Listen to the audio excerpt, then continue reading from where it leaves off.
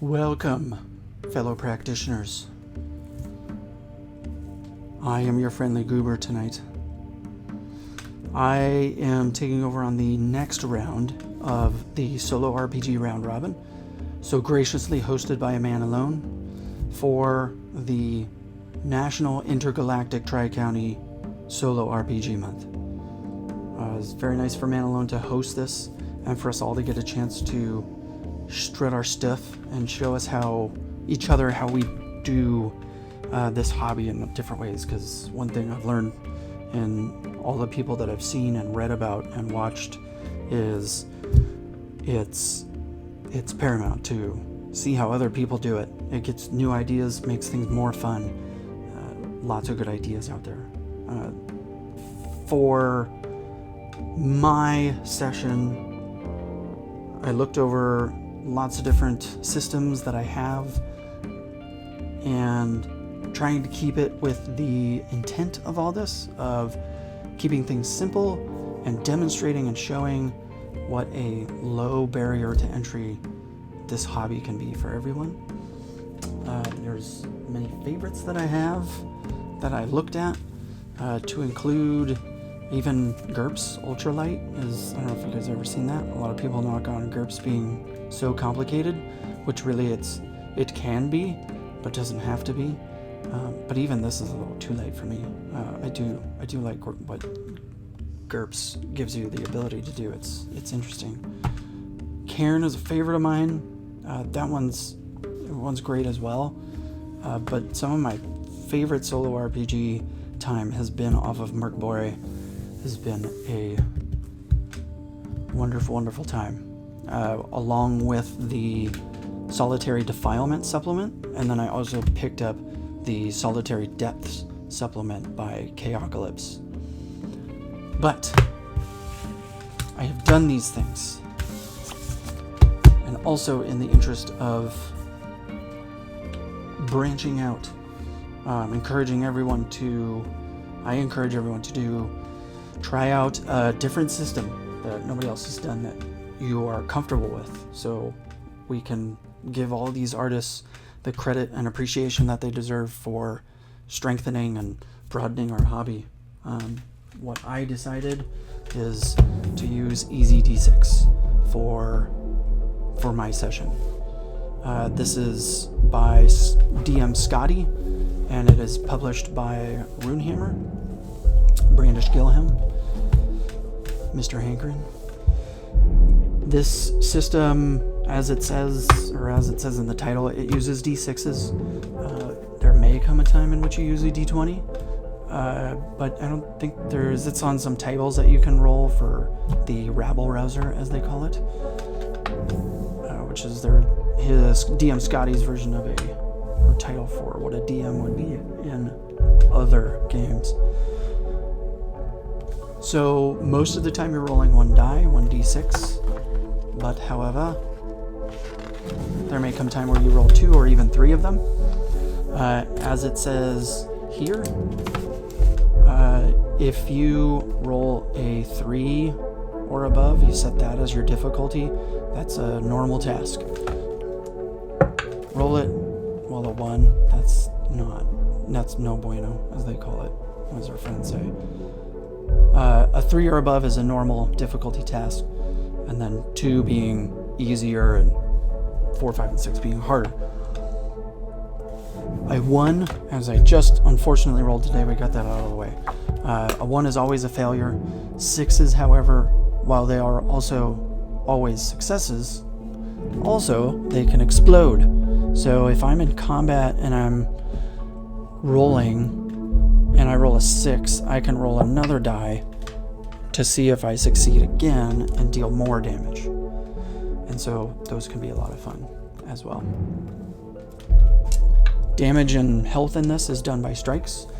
Usually player characters have 3 strikes and they're out. That can be mitigated by armor, but generally speaking, strikes. They also have a mechanic for karma. You start off with 3 karma, and you can use 1 point of karma to add 1 pip to your d6. So if I roll a 3 and I was on a hard task where I needed to roll a 4, I could use 1 point of karma and bring this to a 4 and therefore a success. Or, say for instance, I rolled a 5 and I wanted to crit. I can use a point of karma and make that a crit. But you can't use karma on ones. And then you also have something called a hero die. And a hero die is something that you can use to re-roll any roll that you've already done, even a 1. And once you use a hero die, it's gone, but you can buy another one with 5 karma points. So I'll be using this to track my karma. This will be my hero die for right now. And this will be my handmade dice tray right here. Oogle. Everyone oogle. Now, the other thing that I'm going to use as essentially my oracle is the Game Master's Apprentice deck. If you haven't seen these before, they are pretty sweet, if you can see that all right. There's just a ton of different things on each one of these cards that you can draw. There are just straight up yes/no answers up here, and the likely odds that they would be 50-50 odds. So I would take a card, flip it over, and that would be a yes. Ask a yes or no question. If they're good odds, you go off of that, and bad odds off of that. It's also, I'm not going to use them today. They're super tiny in here, but they've also got a roll for every kind of dice in here. They have different verbs and adjectives that you can combine. So I can draw 3 cards. And I can put together Confront Gaudy Affliction and interpret that how I want to. Various runes that they put up here in the corner that are different. Names, virtues, vices, catalysts, locations, all sorts of good stuff. So,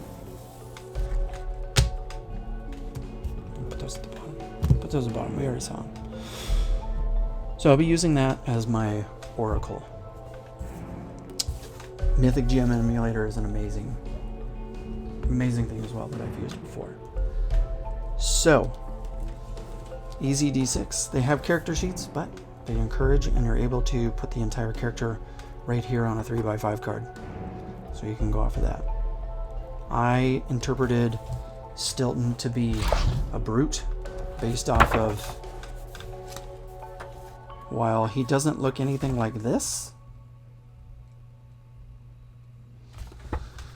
it did say on there he has higher strength and constitution. He's good with an axe.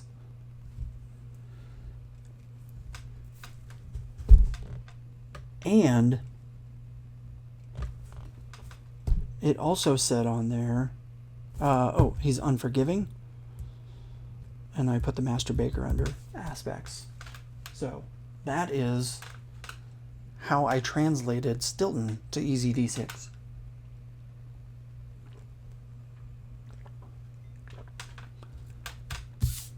Now, shall we?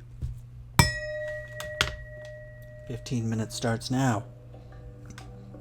When last we saw Stilton, he had just saved the livelihood of a young farmer.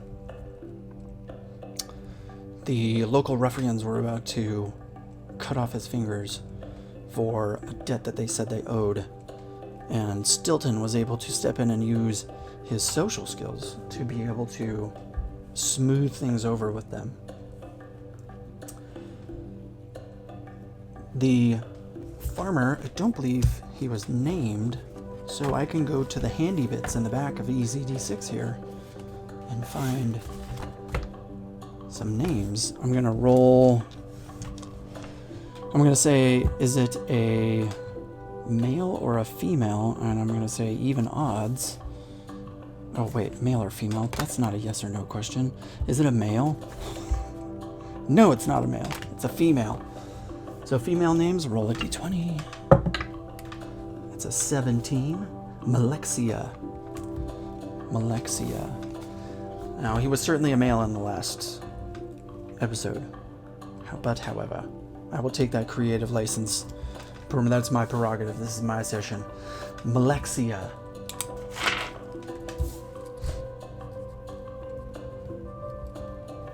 Malexia the farmer.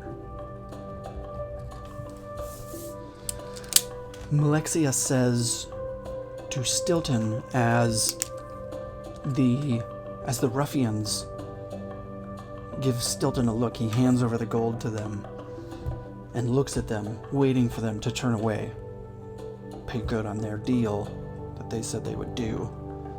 And so they begrudgingly look down at the bag, they shake it a little bit, see it's good, it's full of gold, and they begrudgingly turn around and walk away. Stilton watches them as they walk away and then turns to Malexia.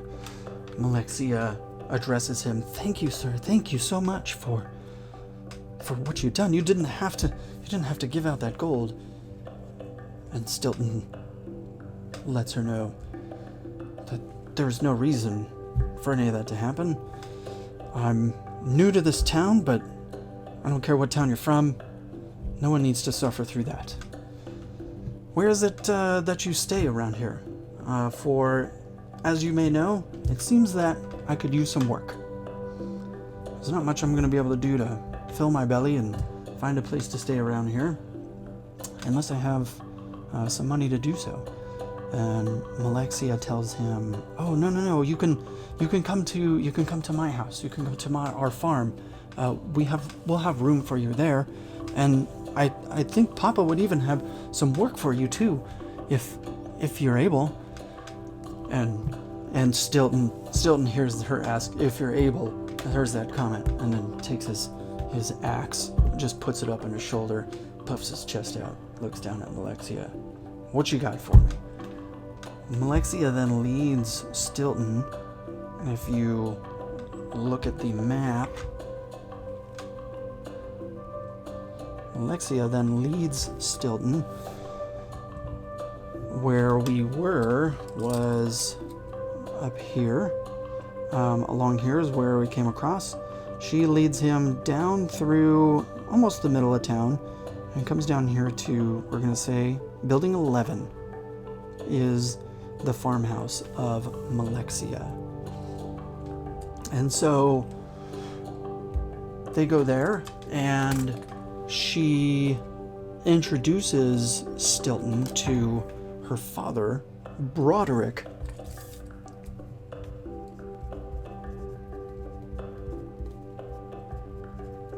He's the father farmer. Not that he farms fathers. He is a father who's a farmer. Right. Anyway. He goes to Broderick, introduces himself. "Good sir, your daughter, I presume, was nice enough to invite me over to your home so that I may have a place to stay," she said, "with your permission, and maybe some work to do." And so Broderick introduces himself and says, "Well met, good sir. Yeah, I do have some help that I could use around here. There's only so much that Malexia is able to do herself. What kind of trouble was it that she got into up there?" And Stilton explains to him the situation of what happened, and that he gave up his gold in order to save her fingers. "Oh," Broderick says, "thank you so much. So much. There's a lot Malexia does with those fingers. Boy, is it getting tough with those ruffians around here. Ever since those buttholes came into town." They talk some more, and Broderick offers a place for Stilton to stay for the time until he can find some other arrangements, or he moves on. It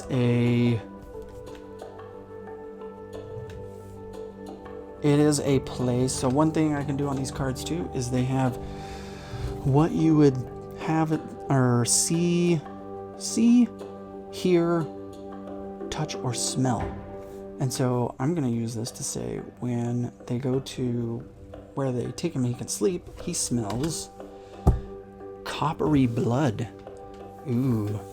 So they put him at like near the butchering area with the farm animals. Like that's all the place that they have.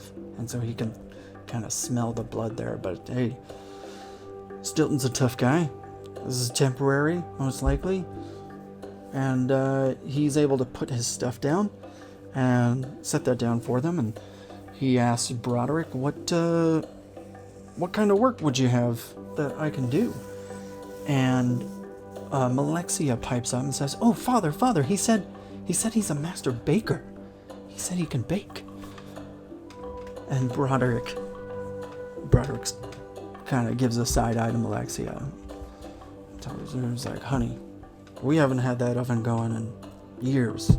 I don't even know if that works anymore.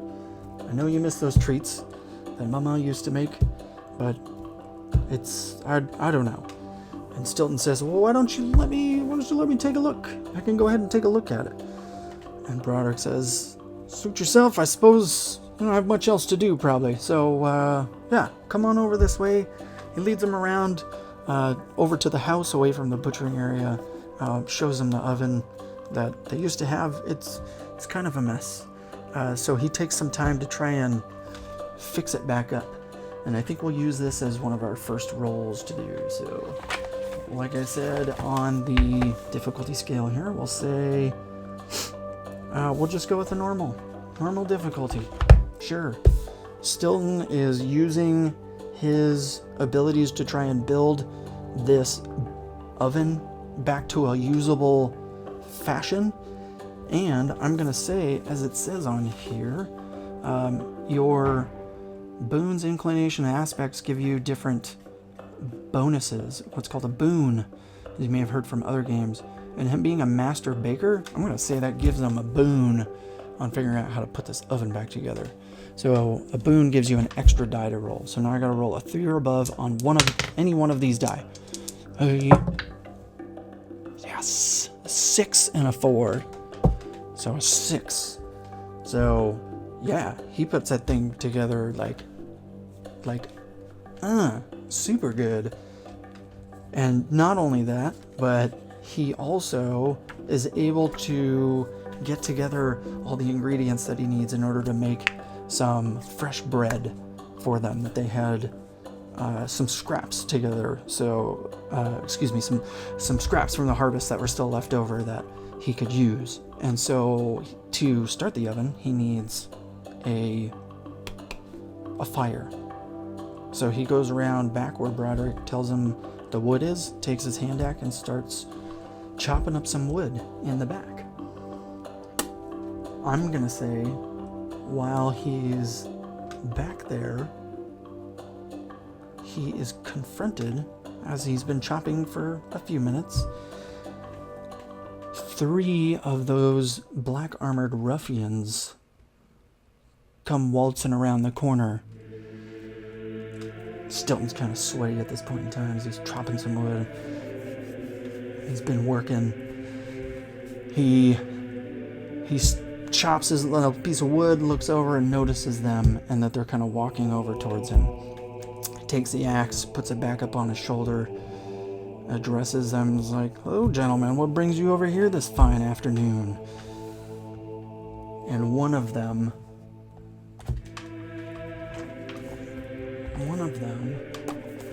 who's a man wearing a mustache like this, a lampshade mustache,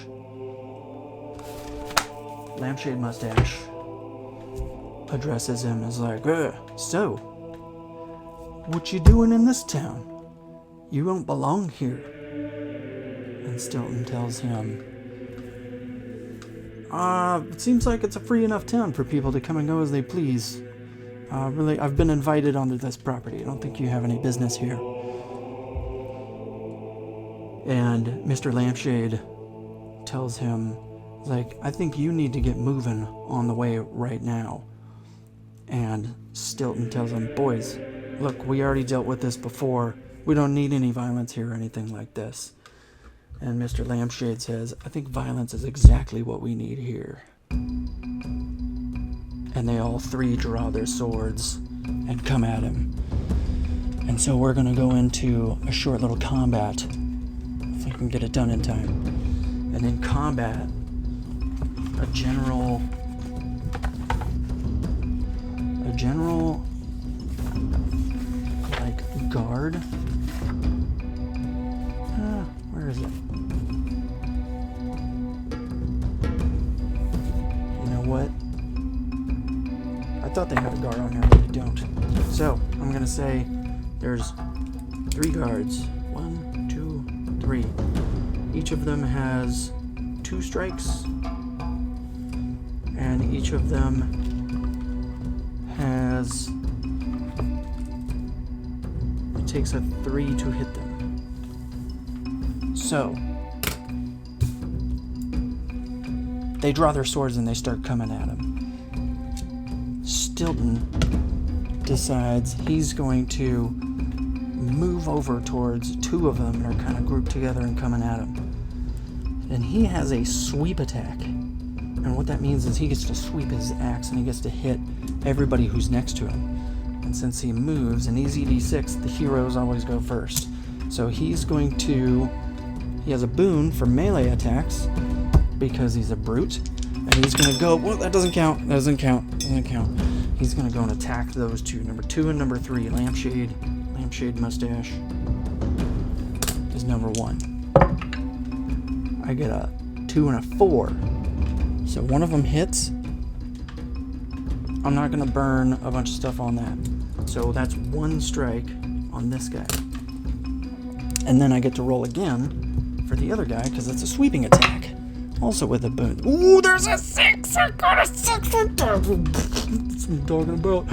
Alright. So that means he gets to roll again. That's a success too. So that's 2 hits on that guy. He's just down. Boom, just like that. Out of here. Actually, that's erasable ink, so I can just do this. So he gets swept up in that. Stilton swings at the first guy, and he manages to... He catches him just right across the abdomen.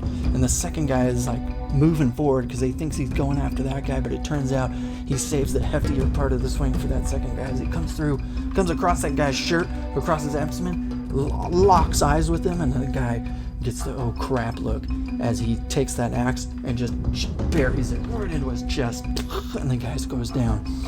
But then Mr. Lampshade is coming up behind him. Mr. Lampshade needs to roll a 3 or better. He rolls a 2! So Mr. Lampshade loses. He does not hit him. But minion number 2 comes up, and he misses as well. So then we move on to the next round. So then Stilton is going to use his boon to attack Mr. Lampshade. He wants to take the leader guy out, is what he's going to try to do. And he gets a 5, and that's a hit. And so Lampshade swings at him and ends up missing him, dodges out of the way as he comes back around over the top. Them 2 are going to swing at him. One of them gets a hit on him, so that means he goes down to 4. And I know I'm just over time, but we gotta finish this. So he's down to 4 strikes instead of 5 strikes. Stilton is. And so then Stilton goes for one more big sweep attack since they're both on top of him. That's a 3, so that's a hit on Mr. Lampshade. He goes down. And a 6, which doesn't really matter because that's the end of it. It doesn't. But if I rolled that again and I got more damage, I could carry it on to other personnel that are next to him. Sorry, I went a little over. Everybody else stopped right at 15. Well, everybody else. The 2 before me. The 2 before me stopped right at 15 minutes, which is hard to do. I commend your self-control. So, Stilton was able to... A quick recap, if you'll humor me for a moment. Stilton is able to meet Broderick, the father of the father farmer who farms fathers. And I'm just, one more time, I'm going to use this book. I'm going to say Broderick has the Zapata mustache, that's for sure. He's got a Zapata mustache. That's Broderick right there. At least his mustache. He meets Broderick, the owner of the farm. He's able to find a place to stay. He fixes up their oven. He's got a place maybe he could make some money off using that and helping them out. Fixes that up, and while he's getting ready to go, he's cutting up some wood. The ruffians confront him again, trying to kick him out of town, but he totally owns them, as the cool kids used to say. So I will leave it at that. Thank you very much for watching, for those of you who do watch. And thank you again, Man Alone, for hosting this. Really appreciate it. And I'm really excited to see what everybody else has to do, and how they do what they do, and what other systems that they use. And I can't wait for us to do maybe, I don't know, a sci-fi version of this. You know, since you're looking at Across 1,000 Dead Worlds so much, and like, you know, Mothership is pretty cool too. I've been getting into that, but just saying, it's a possibility. Until next time, everybody, please stay safe, and thank you.